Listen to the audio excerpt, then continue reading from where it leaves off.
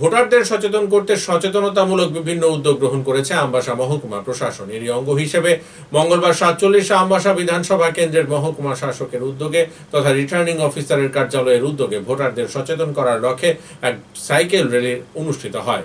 এদিনের সাইকেল র্যালির উদ্বোধন করেন ডিসিএম সমীরণ রায়। উপস্থিত ছিলেন মহকুমা শাসক দপ্তরের অন্যান্য আধিকারিকরা।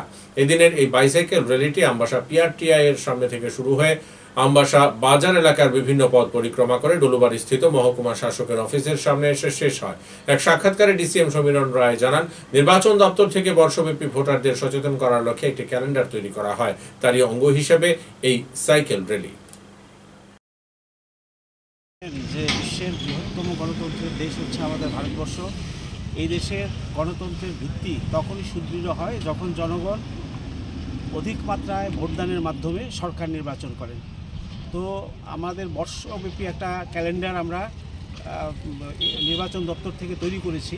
এই ক্যালেন্ডার অনুযায়ী প্রতি মাসেই আমরা বিভিন্ন প্রোগ্রাম করি, যেমন পথনাটিকা, বসে আঁকো প্রতিযোগিতা, কুইজ, তারপরে আপনার ম্যারাথন র্যালি, সাইকেল র্যালি বা এই ধরনের অনেক কর্মসূচি আমরা গ্রহণ করি, যেই কর্মসূচির মাধ্যমে আমরা ভোটারদেরকে সচেতন করি যাতে অধিক মাত্রায় ভোটদানে উদ্বুদ্ধ হয়।